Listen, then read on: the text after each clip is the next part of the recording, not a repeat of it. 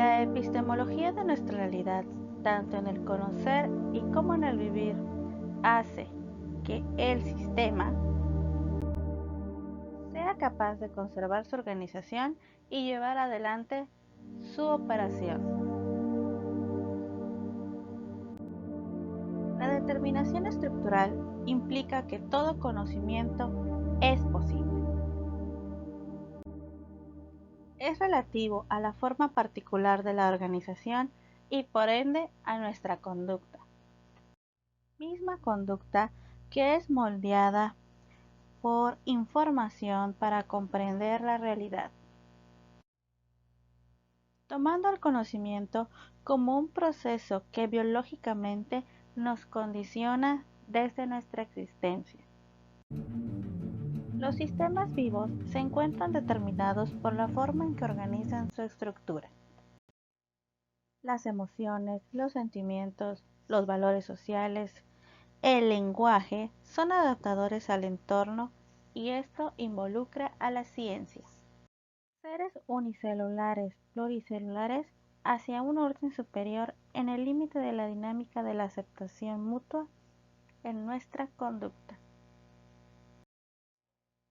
En la sociedad somos poco conscientes de que la estructura nos transforma como seres vivos. Los sistemas vivos establecen acoplamientos con su medio. La biología del conocimiento surge desde la autopoiesis, que esto condiciona a la existencia de los seres vivos en la continua producción de sí mismos y, por qué no, de su conocimiento.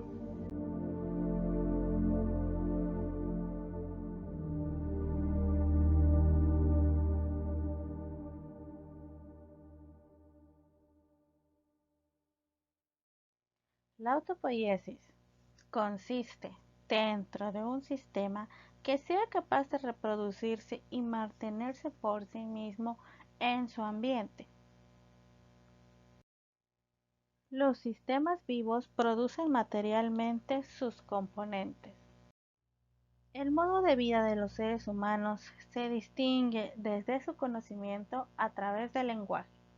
Humberto Augusto Maturana Romesín, biólogo, filósofo, escritor chileno. Escuchemos un poco de su epistemología y objetividad. En exigencia. Quiero que hablemos de un concepto que surgió en Chile, que es el concepto de autopoiesis. El concepto de autopoiesis surge en mí en el intento de contestar una pregunta que me hace un estudiante en 1960 en la Facultad de Medicina cuando yo dictaba un curso de biología.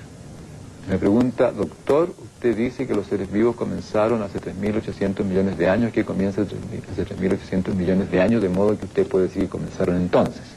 Bien apurado lo digo. ¿Cómo comenzó la vida? ¿Qué comenzó ahí cuando comenzó la vida? Exactamente. ¿Qué comenzó cuando comenzaron los seres vivos? En la física está claro, ellos lo explican por el Big Bang. Lo que yo quería hacer es poder decir qué comienza, no qué creo yo que comienza. Y para eso tenía que hablar de las condiciones que constituían a un ser vivo. Si las condiciones que constituyen a un ser vivo se satisfacen, entonces aparece un ser vivo. Si las condiciones que constituyen la posibilidad de un Big Bang se satisfacen, entonces aparece un Big Bang. Si las condiciones que constituyen una galaxia se dan, entonces aparece una galaxia. Bueno, aquí tenía que ver con el ser vivo. Pero para poder, eso yo tenía que saber qué es un ser vivo, para poder decir cuáles son las condiciones que se tenían que dar de modo que eso surgiese. Entonces mi pregunta era: ¿cómo sé yo que lo que estoy diciendo que constituye un ser vivo, constituye un ser vivo? ¿Cómo sé yo si lo que contesto, contesta lo que pregunto? Es una pregunta bien fundamental. Para mí eso fue una pregunta muy importante porque te cambia el modo de mirar. El preguntarte qué criterio tienes tú para aceptar la respuesta, cosa que usualmente la gente no hace, ni siquiera los científicos, muchas veces, ¿no? Porque suponen que saben cuáles son las respuestas buenas y cuáles son las Los científicos malas. son casi una casta sacerdotal, ¿no? Claro.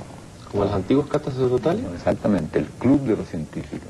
Pensando en eso, yo por otras circunstancias me di cuenta de que lo central de los seres vivos es su autonomía. de ser sistemas tales que todo lo que pasa con ellos tiene que ver con ellos. Que lo externo no especifica lo que les pasa, sino que gatilla procesos que tienen que ver con ellos. Entonces me dediqué a pensar qué tiene que pasar en las dinámicas fisiológicas, en las dinámicas moleculares, para que surja un sistema, un ente, que tiene esas características. La conducta de los seres vivos se encuentra condicionada por sus emociones. La ciencia, que es una práctica basada en el lenguaje, hace posible las relaciones sociales, que muchas de ellas son caracterizadas por el amor. En la sociedad se tiene poca conciencia que es la estructura de nosotros la que nos transforma como seres vivos, lo que nos permite operar, mas no controlar, y nos hace seres vivientes dentro de la organización. Y desde todo el conocimiento que yo tenía en esa época, estoy hablando de 1963, 64, empecé con la pregunta del 60 y la contesto al final del 63, me doy cuenta de que lo que pasa con los seres vivos es que todas las moléculas que los componen se producen allí. Entran moléculas y salen moléculas y forman un remolino de producciones moleculares, de modo que las moléculas que se van produciendo participan en la producción de las mismas clases de moléculas, constituyendo una unidad discreta. Y es a eso lo que he llamado autopoiesis. ¿Es una especie de autarquía biológica o no? Es una especie...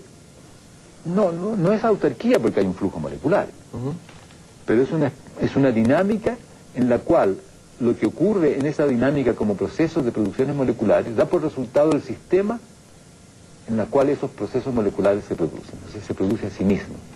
Autopoiesis, producción de sí mismo.